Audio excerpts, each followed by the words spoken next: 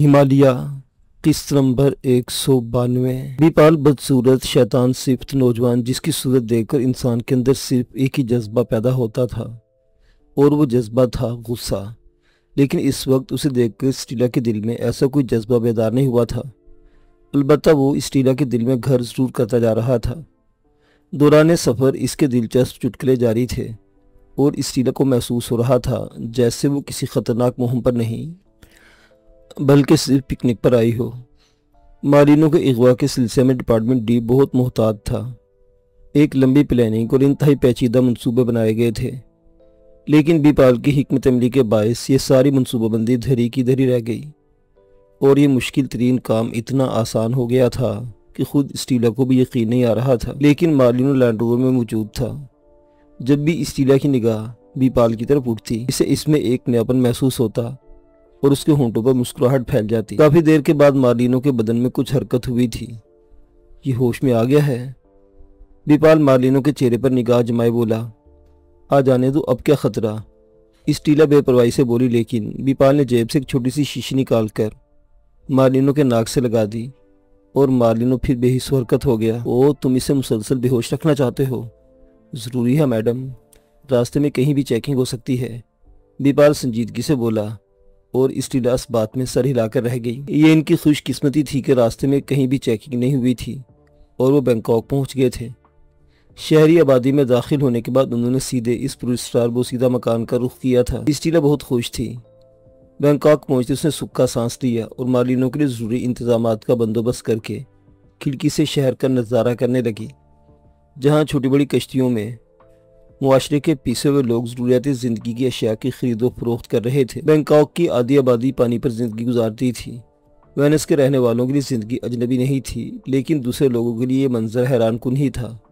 वो इस नज़ारे में कुछ इतनी महव थी कि इसे बीपाल की आमद का इल्म न हो सका, जो न जाने कब से उसके करीब खड़ा उसके सरापा का जायजा ले रहा था। खादिम नए अहकामात का मुंतज़िर है, उसने अदब से गर्दन खम करके कहा और स्टीला चौंक कर अजीब सी निगाहों से उसे देखने लगी। बैठ जाओ। स्टीला ने बैठ की कुर्सी की तरफ इशारा किया। गुस्ताखी तो ना होगी? वो बड़ी संजीदगी से बोला था, लेकिन उसके लहजे में पोशीदा शोखी स्टीला से छुपी न रह सकी। तंज कर रहे हो? स्टीला झींपते हुए बोली। ओह, इसका शुबा कैसे हो आपको? बीपाल चौंक कर बोला। अच्छा, फजूल बातें ना करो, बैठ जाओ, स्टीला बोली और बीपाल खामोशी से बैद की कुर्सी पर बैठ गया। इस पूरी कार्रवाई में मैंने तो कुछ भी नहीं किया, सब कुछ तुम्हारी जहानत का करिश्मा है, वरना मार्लिनो को लाने की कोशिश कामयाब न होती। कमांडर तो आप ही थी मैडम। हाँ, लेकिन तुम्हारी चालाकी के आगे मेरे सारे मंसूबे फेल हो गए थे। कमांडर हर हाल में कमांडर ही होता है। अगर कुछ काम इसके मातहत बांट लें तो वो इतनी अहमियत नहीं रखता। और फिर मैडम, मुझे तो सिर्फ इस बात का एहसास है कि मैंने जो कुछ किया इसमें मेरी गर्ज शामिल थी, और एक गर्जमंद आदमी तो अपने तौर पर मेहनत करता ही है, क्योंकि इसे सिला जो वसूल करना होता है। बीपाल उसे मायनेखेज नज़रों से देखते हुए बोला। स्टीला की आंखों में अजीब से तासुरात उभर आए। वो खामोशी से इस बदहैयत शख्स को देखने लगी, जिस पर कोई भी लड़की, दूसरी तो दूर की बात, पहली नज़र डालना भी पसंद नहीं करती। स्टीला को यूं अपनी तरफ देखता पाकर बीपाल कुर्सी पर पहलू बदल कर रह गया और इसरारी तौर पर अपने दोनों हाथ मसलने लगा। बीपाल, स्टीला इंतहाई धीमे लहजे में बोली, मुझे तुम्हारी कारकर्दगी ने खासा मुतासिर किया है। मैंने आज तक उधार नहीं रखा, इसलिए पहले मैं तुम्हारा हिसाब किताब चुकता कर देना चाहती हूँ, इसके बाद ही कोई और कदम उठाऊंगी। मैं समझा नहीं। बीपाल अपनी गोल गोल आंखें नचाकर बोला। मैं तुम्हारी शर्त पूरी करने की ख्वाहिशमंद हूँ। कम अज़ कम बीपाल को इतना मौका तो दीजिए मैडम के वो आपको अपना मकरूज समझकर कुछ वक्त खुश हो सके।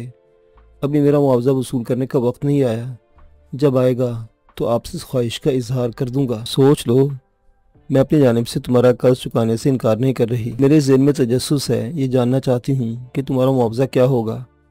इतना नहीं होगा कि आप अदा न कर सकें, बीपाल ने जवाब दिया। खैर, तुम्हारी मर्जी। वो शाने उचकाते हुए बोली। अब ये बताओ कि लुई से मुलाकात का क्या प्रोग्राम है? अभी किसी को रवाना कर देते हैं। लुई हमें किशन में मिल जाएगा। मेरा ख्याल से अपनी कामयाबी की इत्तला देने के बाद हमारी जिम्मेदारियां ख़त्म हो जाती हैं। ये इसके बाद भी हमें कुछ करना पड़ेगा। मार्लिनो को कामयाबी के साथ वेनिस तक ले जाना हमारी जिम्मेदारी है। दरअसल रेनी अल्फानो और मैं डिपार्टमेंट डी के लिए काम करते हैं और हम दोनों का ताल्लुक वेनिस से है, स्टीला बोली और बीपाल खामोशी से बैरूनी दरवाजे की तरफ बढ़ गया। स्टीला फिर बाहर के नज़ारे में कुछ इस तरह खो गई कि उसे गुजरते वक्त का एहसास न हो सका। वो उस वक्त चौंकी जब रेनियल फानू और लुइस मुसर्रत से कह के लगाते हुए कमरे में दाखिल हुए। तो आप लोग अपना काम अंजाम देने में कामयाब हो ही गए। सच पूछो तो हमें इतनी जल्दी आप लोगों की वापसी की तवक्को ना थी।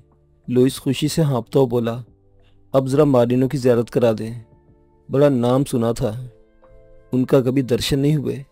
रेनियल फानू भी स्टीला के पास पहुंच गई और इसके बाजू को थपथपाती हुई बोली, मिस ब्राउनसन, मुझे आपसे यही उम्मीद थी। फिर सब मार्लिनो के कमरे में पहुंच गए।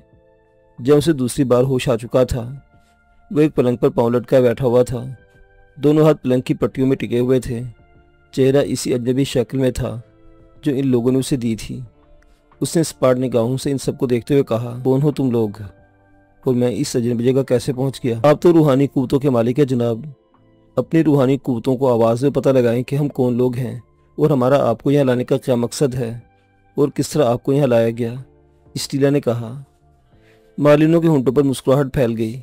उसने भारी लहजे में कहा, तुमसे किसने कहा कि मैं रूहानी कुव्वतों का मालिक हूँ? मैं तो अपनी गंदी रूह को धोने की कोशिशों में मसरूफ़ हूँ, लेकिन वजूद पर जितनी गिलासतें चढ़ गई हैं उन्हें आसानी से धोना मुमकिन नहीं होगा। तुम कोई भी हो, अगर मेरे ज़रिए तुम्हारा कोई मकसद हल हो सकता है तो मैं तुमसे तारुज़ नहीं करूँगा। मेरी ज़िंदगी लेना चाहते हो तो मुझे कोई एतराज़ नहीं, क्योंकि ज़िंदगी तो जाने की चीज़ होती है। जो चीज़ इंसान के अपने बस में ना हो, इसके लिए परेशान क्यों रहे? खूब अच्छे अफकारों ख्यालात हैं आपके मिस्टर मार्लिनो, लेकिन हमें यकीन है कि आपने अपने इस अदम तशद्दुद का सबूत नहीं दे सकेंगे। तुम्हारा ख्याल भी दुरुस्त साबित हो सकता है बच्चों, लेकिन कोशिश करूंगा कि तुम मेरी ज़ात से कोई नुकसान ना पहुंच सके। मार्लिनो की इस बात पर बीपाल ने एक ज़ोरदार कहका लगाया था। फिर इसने कहा, बुजुर्ग मोहतरम, हम आपको एक नई जन्नत की सैर कराना चाहते हैं। आपका काम सिर्फ इतना ही है कि खामोशी से उस जन्नत तक जाने का इंतज़ार करें।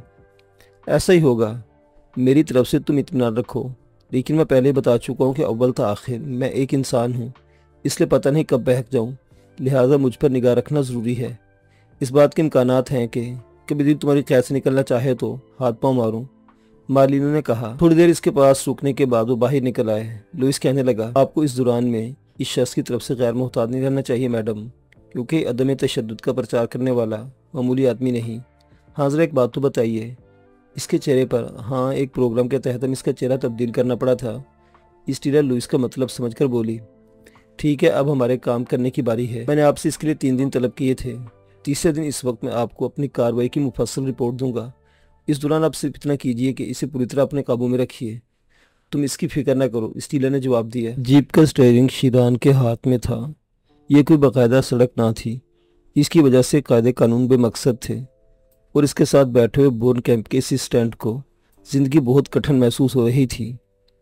वो जीप के हिस्से को मजबूती से पकड़ो इस तरह बैठा था जैसे किसी भी लम्हे जीप से बाहर छलांग लगा देगा। इसने दिल में इंचार्ज को न जाने कितनी बार कोसा था, जिसने उसे अपनी ज़िंदगी के सबसे कठिन लम्हों से दो चार कर दिया था। और इस वक्त उसे ये एहसास शिद्दत से हो रहा था कि बाज़-औक़ात तरक्की की ख्वाहिश भी इंसान के लिए किस कदर जागुसल बन जाती है। काश वो सिर्फ एक मुहाफ़िज़ होता जिसे छोटे मोटे अहकामात दिए जाते हैं, लेकिन उसने तरक्की की न सिर्फ ख्वाहिश की बल्कि कोशिश भी की थी और इंचार्ज के असिस्टेंट बन गया था, जिसके नतीजे में ज़िंदगी आज इस हादसे से दो चार हो गई थी। दोनों खतरनाक कैदी आई चेक और गैरबन जंगलों में भाग रहे थे। शीरान ने कई बार उन्हें देख लिया था। असिस्टेंट ने उसे मुतवज्जो भी किया था कि दोनों कैदी सामने मौजूद हैं, लेकिन ऐसे मौक़ों पर शीरान एक कहका लगाकर खामोश हो जाता था। कई बार तो असिस्टेंट का जी चाहा कि उचक कर इसकी गर्दन दबोच ले और इससे कहे कि दांत निकालना क्या मायने रखता है, इन दोनों को ख़त्म करो और वापसी का रास्ता इख्तियार करो। लेकिन इस ख्याल के साथ ही वो अपने आप से भी खौफज़दा हो जाता था कि कहीं ख्याल की आवाज़ स्टीयरिंग पर बैठे हुए ज़माने क़दीम के वहशी के कानों तक न पहुँच जाए। चुनांचे ऐसी बातें सोचते वक्त वो अपना मुंह सख्ती से भींचे रहता था कि कहीं ख्यालात अल्फाज की सूरत में इख्तियार कर लें। इसी दौरान जीप पहाड़ी रास्तों से गुजर कर पहले जंगल और जंगल से फिर पहाड़ी रास्तों पर निकल आई थी। बिलाखिर वो एक ऐसी जगह पहुंच गए जहां एक आबशार गिर रहा था। आबशार से बनने वाली नदी काफ़ी तेज़ रफ्तार और चौड़ी थी। दोनों कैदियों ने इस समत का रुख इख्तियार किया था और फिर कुछ ही देर में वो नदी के किनारे पहुंच गए। गालिबन थकावट भरपूर अंदाज में इनके आसाब पर सवार होने लगी थी। वो नदी के किनारे तकरीबन ढह से गए। वो कुछ लम्हों के लिए इस बात से बेपरवाह हो गए थे कि मौत शीरान की सूरत में इनके ताक़ुब में है। देखो, वो मरदूद नई चाल चल रहे हैं। शीरान कहका लगाते हुए बोला, लेकिन असिस्टेंट जवाबन थूक निकल कर रह गया। इसके हलक से खौफ के बायस कोई आवाज़ न बरामद हुई। ये क्या तुम मर गए? शीरान अपनी बात का जवाब न पाकर घुर्राया। नहीं सर, जिंदा हूँ। असिस्टेंट जल्दी से सीधा हो गया। इस घुर्राहट ने इसके रोंगटे खड़े कर दिए थे। क्यों ना हम थोड़ी देर रुक जाएं? शीरान उसकी हालत से लुत्फानंदोज होते बोला।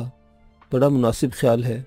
वो लोग भी मेरा ख्याल है गुस्ल वगैरह करेंगे। जीप के पिछले हिस्से में जो डीजल के बैरल रखे हुए हैं, उनमें से एक बैरल टैंक में उलट दो। हमारे पास डीजल का जखीरा ख़त्म है। इसके बाद हमें मुहतात होना पड़ेगा, वरना फिर कैंप तक वापसी का रास्ता पैदल तय करना होगा। असिस्टेंट की रूह फना हो गई थी। वो बमुश्किल तमाम बदन के बोझ को संभाले नीचे उतरा और बैरल का ढक्कन खोलकर जीप के टैंक में डीजल उंडेरने लगा। शीरान पूरी इत्मीनान निगाहों से उन दोनों को देख रहा था और अंदाज़ा लगा रहा था कि इनकी हालत अब ख़राब होती जा रही है। वो ज़्यादा लंबा सफ़र तय नहीं कर सकेंगे, जबकि जीप की वापसी के लिए उसे डीजल महफूज रखना था। इस दौरान वो 2 मरतबा जीप की टैंकी भर चुका था। अब सिर्फ 2 बैरल ऐसे रह गए थे जिनमें डीजल भरा हुआ था।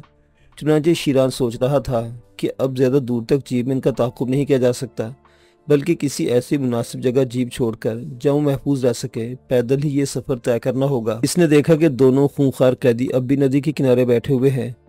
वो पूरी इत्मीनान निगाहों से उन्हें देखता रहा। असिस्टेंट अपना काम मुकम्मल करके वापस जीप में आ बैठा था और लंबी लंबी सांसें ले रहा था। शीरान ने इससे कहा, ये लोग अपने हवास मुजतमे कर रहे हैं, थक गए हैं बदबख्त, और अब जल्दी इनकी कुव्वत मुदाफ़त दम तोड़ जाएगी और इसके बाद हमें हक हासिल होगा कि हम उन्हें हलाक कर दें। इनकी कुव्वत मुदाफ़त जिस कदर बाकी रही है जनाब, हमें इससे क्या लेना है? क्या ये बेहतर नहीं होगा कि हम इन्हें गोली मारकर हलाक कर दें और वापसी का रास्ता इख्तियार करें? नहीं प्यारे, ये बात खिलाफ उसूल है। तुम जानते हो मैंने उन्हें कौल दिया है कि अगर वो फरार होने में कामयाब हो गए तो मैं उन्हें कुछ नहीं कहूँगा। उन्होंने इस दौरान हमें जितने चक्कर दिए हैं, तुमने इससे अंदाज़ा लगा लिया होगा। बारहा उन्होंने अपने तौर पर सोचा होगा कि अब वो मेरी ग्रिप से निकल गए, लेकिन मैंने उन्हें पा लिया, और जब तक वो इस बात का एतराफ़ नहीं करेंगे कि अब वो थक चुके हैं और मुझसे फरार हासिल करने में नाकाम रहे हैं, मैं उन्हें हलाक नहीं करूँगा। असिस्टेंट जवाबन थूक निकल कर रह गया था। तब शीरान दोबारा बोला, ये नदी काफ़ी तेज़ रफ्तार है। अगर इनमें ज़रा भी अक्ल है तो ये नदी में कूदकर इसके तेज़ बहाव के साथ काफ़ी दूर निकल सकते हैं। अगर उन्होंने ऐसा किया तो हम फौरी तौर पर उनका ताक़ुब नहीं करेंगे, बल्कि उस वक्त रवाना होंगे जब वो नदी में कूद जाएंगे, क्योंकि मुमकिन है वो नदी में कूदकर हमें डॉज देने की कोशिश करें। इसलिए हमें इंतज़ार करना चाहिए। जहाँ तक नदी तेज़ रफ्तारी से बहती है, हम जीप में इनका ताक़ुब करेंगे। फिर जैसे ही बहाव की रफ्तार सुस्त हो जाएगी, हम पैदल इनके साथ साथ सफ़र करेंगे। तुम अपने आप को इसके लिए तैयार कर लो। असिस्टेंट का दिल चाहा कि वो पास रखे पिस्तौल की नाली अपनी कनपटी पर रखे और मुसलसल ट्रैगर दबाता चला जाए। ऐसी ही शदीद झुंझुलाहट तारी थी इस पर। यहाँ तो बैठे रहना और आंखें खोले रखना भी मुश्किल था। बदन का अंग अंग चटक रहा था और इस पर तुरा ये कि अब ये शख्स पैदल उनका ताक़ुब करने के लिए कह रहा था। लेकिन इसकी बदकिस्मती ये थी कि ना तो अपनी ख्वाहिश को अमली जामा पहना सकता था और ना ही शीरान को जवाब देने की हिम्मत रखता था। चुनांचे उसने खामोश रहने में आफियत समझी। शीरान भी उसकी जानिब मुतवज्जो ना था। वो अपने तौर पर कैदियों पर निगाह जमाए खड़ा था। दफतन वो चीखा, गुड, वो लोग पानी में कूद गए हैं। उसके साथ ही जीप स्टार्ट कर दी। असिस्टेंट इस तरह बैठा हुआ था कि झटके से वो जीप से नीचे गिरते गिरते बचा। एक बार फिर उसे अपनी हिमाकत पर अफसोस होने लगा। इस वक्त फिर बेवकूफ़ी हो गई थी। अगर नीचे गिर पड़ता तो चोट लगती और वो खुद पर बेहोशी तारी कर लेता। ऐसी हालत में इस बात के इम्कानात थे कि या तो ये शख्स इसे यहीं छोड़ जाता या कम अज़ कम इसे पैदल दौड़ने की मुसीबत से बचने का मौका मिल जाता। लेकिन इस फितरत इंसानी को क्या कहता जिसने उसे खुद ही अपना दिफा करने पर मजबूर कर दिया था। अलबत्ता ये ख्याल उसके ज़हन में जम गया था कि कोई ना कोई तदबीर कारगर हो सकती है और उसने ऐसे किसी मौके से पूरा फ़ायदा उठाने का इरादा कर लिया था। शीरान ने जीप नदी के ज़्यादा से ज़्यादा करीब कर दी थी ताकि दोनों कैदियों पर अच्छी तरह नज़र रख सके। बहाव बहुत तेज़ था और वो पानी में उछलते कूदते आगे बढ़ रहे थे। शीरा उनके साथ साथ जीप दौड़ा रहा था। यह सफ़र तकरीबन 40 मिनट तक जारी रहा। फिर नदी का पार्ट चौड़ा होने लगा और इसके साथ साथ पानी की रफ्तार में भी कमी आ गई। चुनांचे दोनों कैदी रुक गए। अब इस चौड़े पार्ट में नीम बेहोशी हालत में पड़े हुए थे। शीरा ने एक मुनासिब जगह देखकर हस्बे मामूल वहशाना अंदाज में ब्रेक लगाए थे और असिस्टेंट उछलकर विंड स्क्रीन से टकराया था। इस मौका से पूरा फ़ायदा उठाने का फैसला किया। इसकी पेशानी जख्मी हो गई थी, मामूली सा खून निकल आया था, लेकिन उस सीट पर एक जानिब लुढ़क गया और हाथ पांव ढीले छोड़ दिए। हर चंद के वो मुकम्मल होश में था, लेकिन अपनी बेहोशी का इजहार किए वो आने वाली मुसीबत से बचना चाहता था, क्योंकि वो लम्हात करीब आ गए थे जिनके लिए शीरा ने पैदल ताक़ुब करने की बात की थी। शीरा ने दोनों कैदियों को देखा जो पानी में पड़े लंबी लंबी सांसें ले रहे थे। उन्होंने बस अपने चेहरे बाहर निकाले हुए थे, बाकी बदन पानी में डूबे हुए थे। इनके चेहरों से नकाहत झलक रही थी, वो अपनी हर कोशिश में नाकाम हो रहे थे। शीरान कुछ देर तक इनका जायजा लेता रहा, फिर मुस्कुराते असिस्टेंट से बोला, जो लगता है फैसले की घड़ी आ पहुंची है। मेरा ख्याल है अब ये ज्यादा मुदाफियत नहीं कर सकेंगे। असिस्टेंट की तरफ से कोई जवाब न पाकर उसे पलट कर उसे देखा और फिर मुतज्जिबाना अंदाज में बोला, अरे तुम्हें क्या हुआ? बेइख्तियार असिस्टेंट के मुंह से कुछ अल्फाज निकलते निकलते रह गए, लेकिन उसने फौरन ही खुद को संभाल लिया और इसी तरह बेजान पड़ा रहा। शीरा ने वहशना अंदाज में उसके बाल मुट्ठी में जकड़े, इसका चेहरा ऊपर उठाकर इसकी शक्ल देखी। चल लम्हात इसी तरह देखता रहा। बालों पर इसकी मुट्ठी की गिरफ्त इतनी सख्त थी कि असिस्टेंट ने बदिक्कत तमाम अपनी कराहों को रोका। शीरा ने भरपूर निगाहों से इसका जायजा लिया, फिर इसके होंठों पर सफाकी से भरपूर मुस्कुराहट दौड़ गई। इसने निगाह उठाकर कैदियों की तरफ देखा। कैदियों के साकित जिस्मों में अब तहरीक पैदा हो रही थी। अगर उन्होंने नदी के दूसरे किनारे का रुख किया तो फिर पानी से गुजर कर उनका ताक़ुब करना पड़ेगा। शीरान बड़बड़ाने वाले अंदाज में बोला और फिर दोबारा असिस्टेंट का जायजा लेने लगा। ठीक है दोस्त, तुमने यहाँ तक मेरा साथ दिया, लेकिन इस वक्त तुम्हारी कैफियत बेहतर मालूम नहीं होती। मेरा ख्याल है कि तुम्हें इस तकलीफ से निजात दिला देनी चाहिए। मेरे रिवाल्वर की एक ही गोली तुम्हारी तकलीफ रफा कर देगी। शीरान के लहजे में इतनी सफाकी थी कि असिस्टेंट की रूह तक कांप उठी। उसके चेहरे पर जल्जले किसी कैफियत तारी हो गई। उसे यकीन था कि अगर उसने फौरी बेहोशी का ड्रामा ख़त्म न किया तो शीरान वाकई गोली मार देगा। चुनांचे वो अगले ही लम्हे उछलकर सीधा हो गया। ओह, तुम होश में आ गए? शीरान उंगली में रिवाल्वर घुमाते मुस्कुराकर बोला, बस ज़रा चकरा गया था जनाब। क्या हुआ इन दोनों को? कहाँ गए वो देखो, वो दरिया पार करके दूसरे किनारे पर जाने की कोशिश कर रहे हैं। यकीनन उन्होंने मैं देख लिया है। तब फिर असिस्टेंट उसकी तरफ सवाले निगाहों से देखा। तैयार हो जाओ, हम इनका ताक़ुब करेंगे। जीप पानी में? असिस्टेंट हकलाया। नहीं, जीप को उसी जगह छोड़ दिया जाएगा। आओ उतरो, देर ना करो। शीरान की बड़बड़ाहट सुनकर असिस्टेंट की आधी जान वैसे निकल गई थी। अब जिंदगी इसी में थी कि मुस्तैद नजर आए, वरना जो फैसला ये खूनी इंचार्ज कर चुका था मुमकिन है किसी भी जगह इस पर अमल दरामद कर डाले।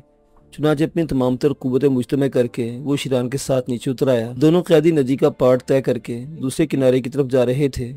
किनारे पर पहुंचे उन्होंने फिर भागना शुरू कर दिया था, लेकिन अब इनमें इतनी सकत ना थी कि वो तेज रफ्तारी का मुजाहरा करते। शीरान अलबत्ता इतना ही मुस्तैद था। असिस्टेंट जिससे काफ़ी पीछे रह गया था। नदी के किनारे पहुंचने के बाद शीरान ने इन दोनों को देखा और फिर मुस्कुराते पलटकर असिस्टेंट से मुखातिब हुआ, जो लगता है तकदीर तुम्हारा साथ दे रही है। मैं समझा नहीं जनाब। असिस्टेंट हाँफते बोला, मेरा ख्याल है वो लोग अब ज़्यादा दूर नहीं जा सकेंगे।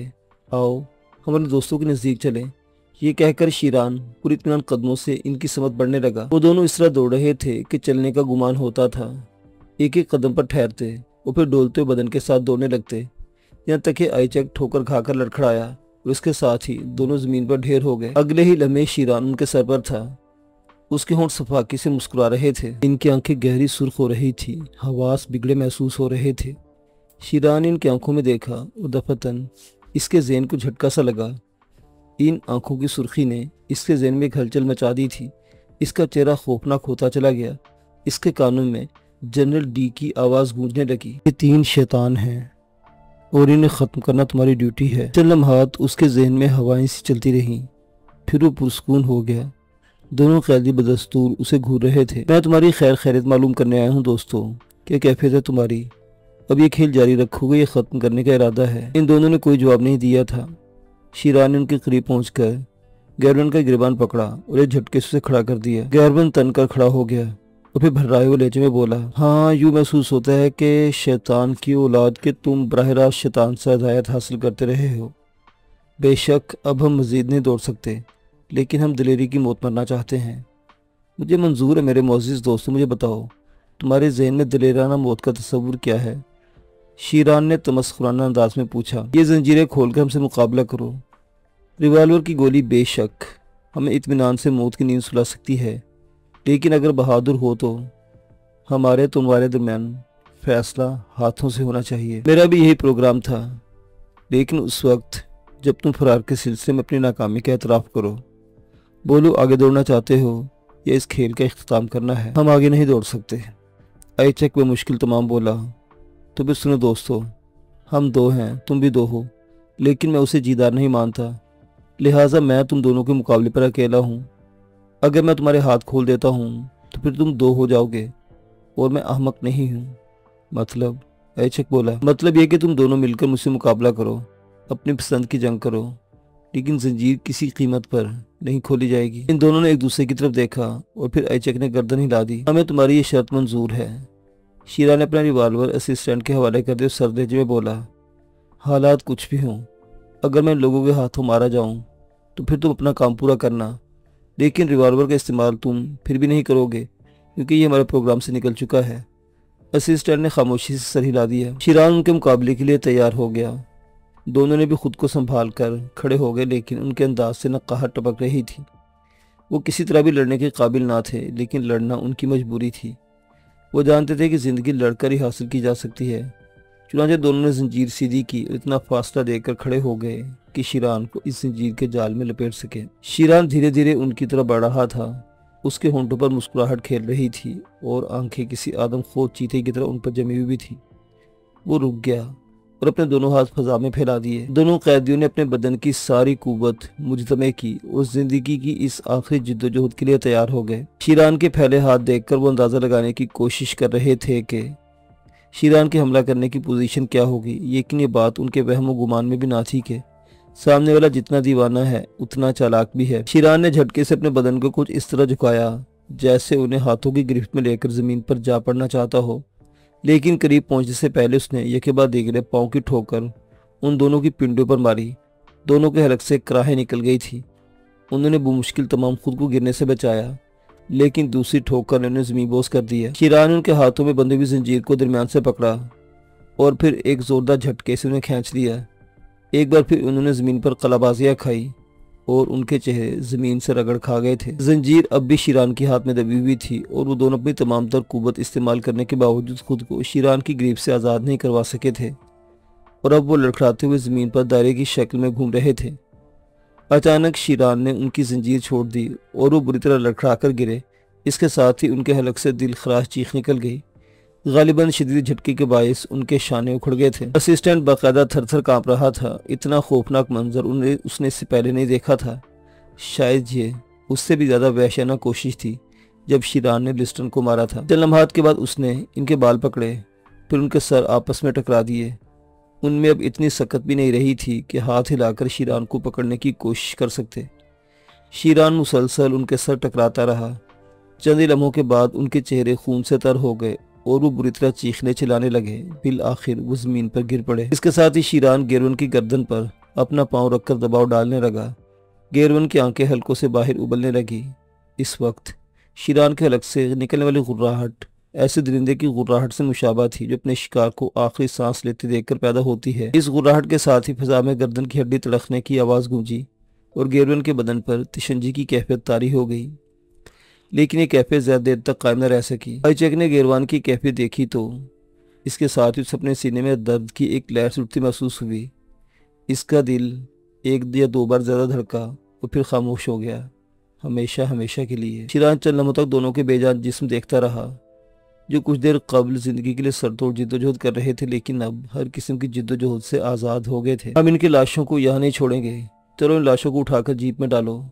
जब वो असिस्टेंट की तरफ पलट कर बोला तो इसका लहजा इतना पुरस्कून था कि कोई भी उस लहजे से अंदाज़ा नहीं कर सकता था कि इसने चंद लम्हे कबल दो इंसानों को इंतहाई दरिंदगी से मौत के घाट उतारा है। असिस्टेंट की हालत इंतहाई दीगरगू थी। खौफ से उसके चेहरे का रंग फीका पड़ चुका था। इसकी हालत देखकर शीरान के हलक से एक फलक का कहका निकला, फिर उसने खुद ही दोनों को घसीट कर जीप में डाल दिया।